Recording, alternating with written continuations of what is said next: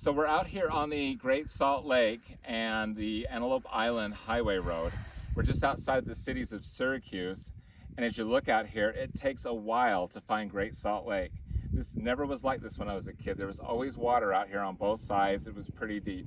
But we got to do something about it. This video is going to be all about permaculture, regenerative agriculture, and smart ways of thinking so we can conserve water in the western United States, because we don't have enough water. We have too many people moving in here, and it's taking away from things like the Great Salt Lake that are very important, and we need to focus on this and have enough water to water our lawns and the farms. And we can do this a lot smarter farming, and our fruit's going to taste a lot better because we do not use so much water that dilutes the flavor of our fruits. Dry farm fruit is much sweeter than overwatered fruit, and you're going to see that in a lot of our videos. So let's go save the Great Salt Lake together, me and you. So we're out here on the road that goes to Antelope Island, and as you look towards the city of Syracuse, Clearfield, and Layton, it is approximately about 5 miles away. There's the new Syracuse LDS Temple. So it is 5 miles away that we start seeing water out here on the Great Salt Lake. So here's where the water starts, 5 miles out. Here come some people driving by. And there's Fremont Island out there. And if you ever go out to that island, Kit Carson's cross is carved on the little mountainside out there. So this is where the Great Salt Lake starts. As we look, we're not too far from Antelope Island, but we're really far from the local cities of Syracuse, Layton, Clearfield, Ogden. If you look out that way, you can see Hooper and West Point.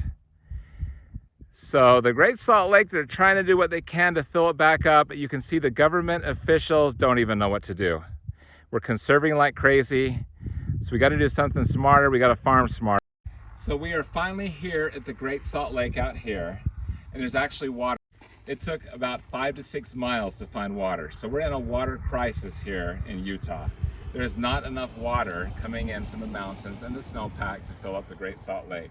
So we have a revolutionary farming technique where we're using mulch that's trucked in, permaculture, regenerative agriculture with drip irrigation lines to actually help save the Great Salt Lake. And if all farmers in Utah adopt these policies, we're going to save a lot of water, and it's going to go right back out here and help fill this poor lake up that needs it so bad.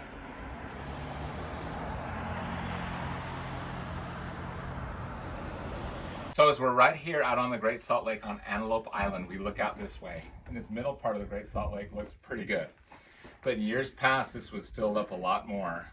It was a lot deeper, and as you look really close, the water is very shallow out there. So as we go out to Fremont Island, very seldom are these islands all covered around with water. There's usually a little dirt path that you can take out to a couple of these islands. So we're not really getting a lot better. We've had really good snowpack a couple of years, but it's so hot in the summer and we're getting so little precipitation. We've got to do something to conserve the water that we have so it can come back out to this lake.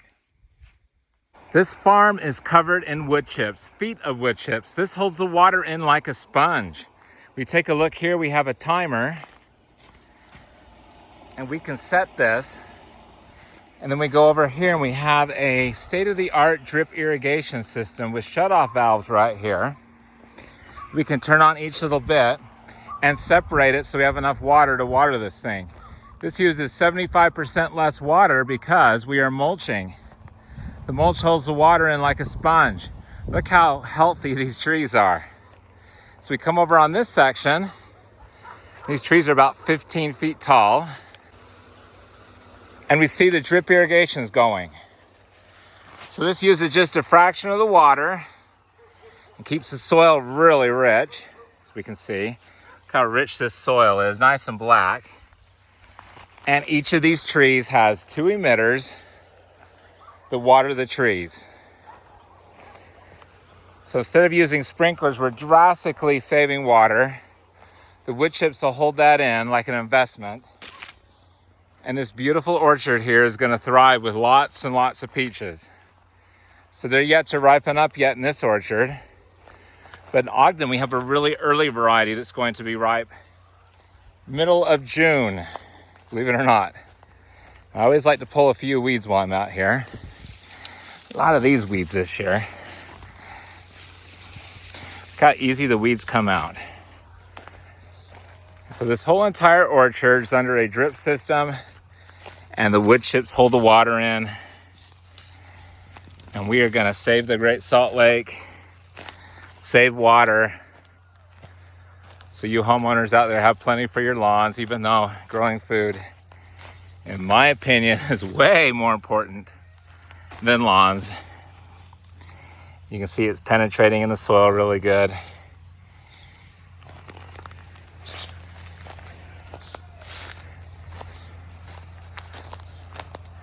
Looks just absolutely beautiful. And here's another little emitter.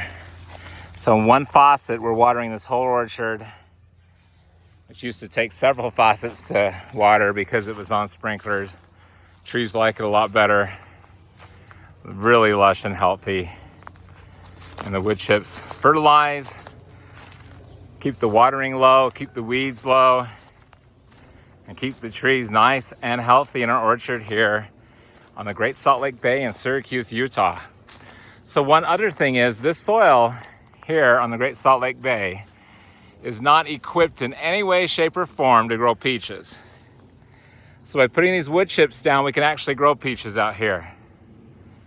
You do not see peach orchards on the Bay of the Great Salt Lake. The soil is really poor, really alkaline, salty.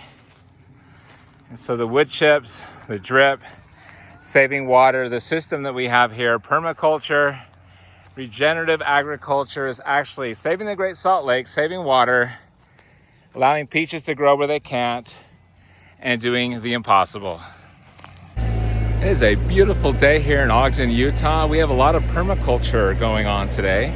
We've hired a tractor guy. He's our neighbor, and he's gonna spread wood chips around our farm. Fertilize, weed, water, it's all taken care of by the wood chips. So let's take a look at what he's doing, and we'll go over each step. So we get free wood chips delivered by Ernesto's Tree Service and Adrian's Tree Service. They put it in piles, and this tractor guy right here, he's gonna dump it around our fruit trees. This will really make them grow good. What this also does is it keeps the fruit trees from blooming too soon. It cools the soil so they can bloom a little later, and that guarantees us a really good crop. Another good reason to keep your trees pruned really good so the tractor can fit in here real nicely. This is black gold, or brown gold. This is the best organic matter. Really nice composted wood chips, holding a lot of heat, and everything we do with the greenhouse is on or done with wood chips.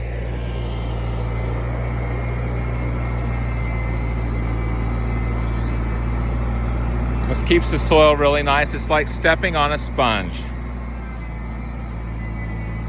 So we have these really old peach trees we want to really give a boost to, and he's going to put it around each peach tree. He's the best tractor guy I've ever used. I've used him for about 20 years. This tractor is the same one he's been using.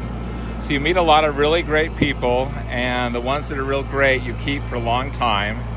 And this is one of those great people.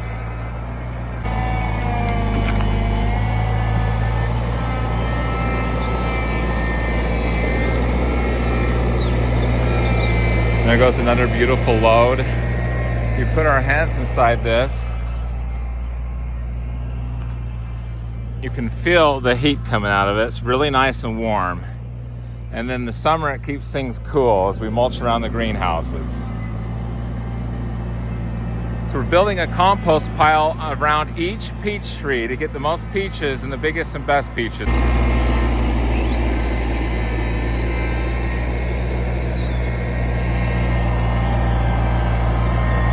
Okay, so now he's spreading wood chips down the aisles, and we're gonna make a ditch going in between the trees. So we're gonna fertilize the trees with wood chips and then make a ditch. So when this is going on, I'm all smiles. This is the easy way to work. You can hire these tractor guys for $80 to $100 an hour, and there's no way you or anybody else can do what this machine can do in an hour's worth of work. I've done this since I've started 30 years ago, and I continue to do it. Makes things a lot easier, and once he gets it done, I don't even need a tractor or anything. The earthworms and the bugs are gonna do all of my tractor work for me.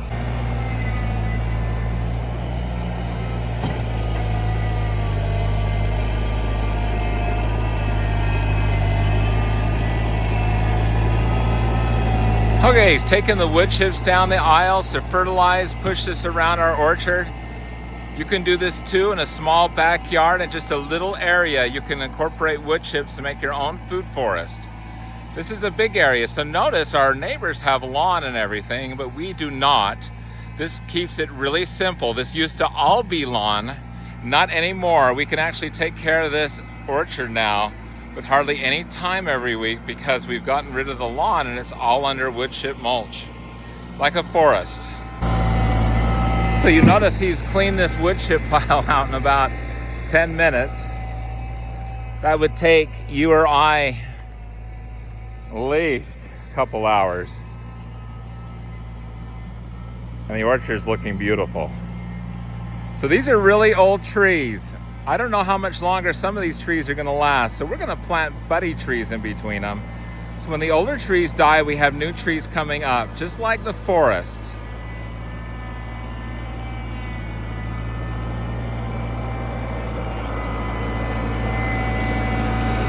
The best part of this whole entire operation is when he moves the wood chips, you can smell. It is like the forest. There is nothing that smells like wood chips. Maybe citrus trees, moving these wood chips around just like the forest.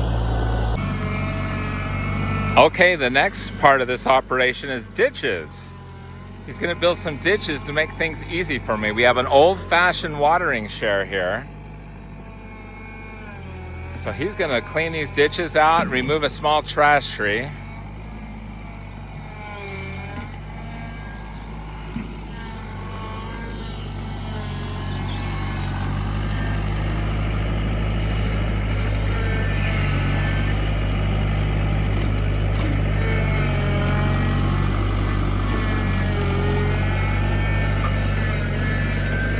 Notice how good our soil is after all of these years putting wood chips down. It is dark black, absolutely beautiful. Fruit trees and crops grow really, really, really fast.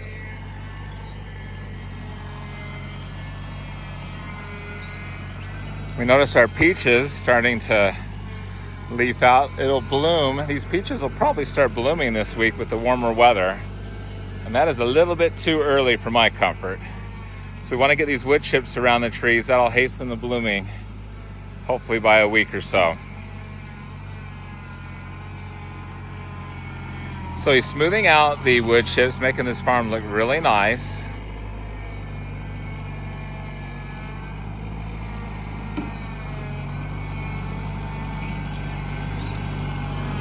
Look out at the Great Salt Lake and, oh my God, there's a buffalo right there. So the Great Salt Lake is drying out. As you can see out there, it is getting pretty pitiful, dry. And Mr. Buffalo behind me, he'd like to go take a swim. He wants it to be like the hot springs, but he can't because the water's so low. So we really got to work on our farming techniques because farming takes about 80% of all the water in Utah. So we as farmers have got to be a lot more conservatory, conserve our water, and do things more smart.